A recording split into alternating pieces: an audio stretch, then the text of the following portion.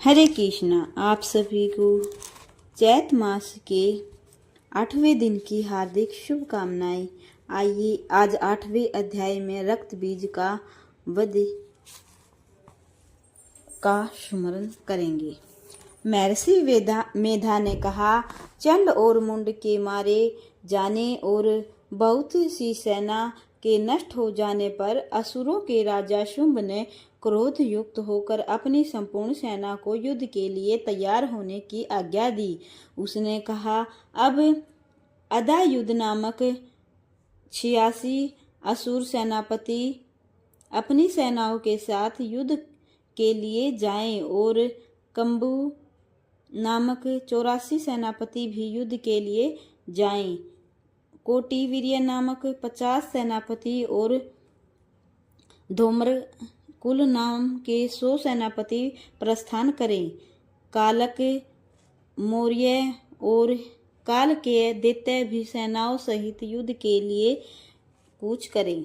असुरों का स्वामी शुंभ इस प्रकार आज्ञा देकर स्वयं भी बहुत बड़ी सेना के साथ युद्ध के लिए चल पड़ा।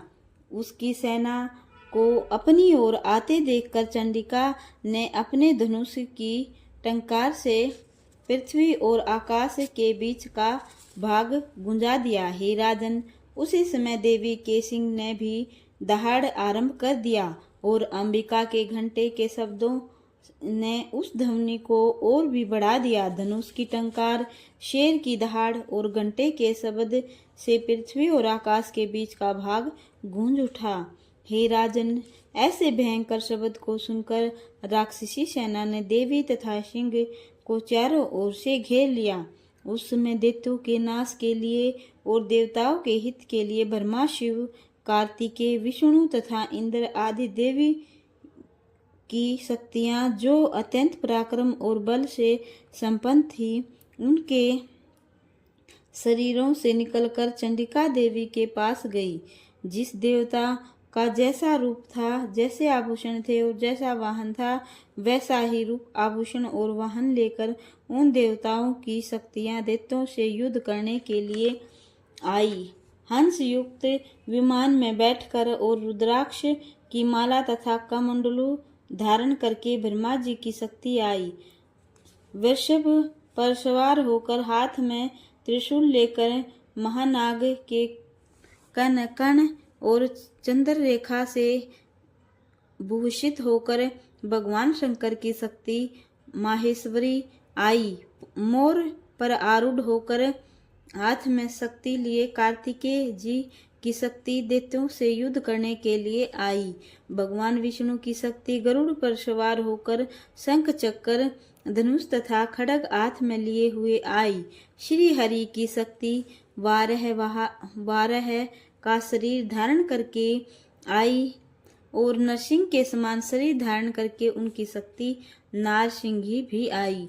इसी प्रकार देवराज इंद्र की शक्ति इंद्री ऐरावत पर सवार होकर आई।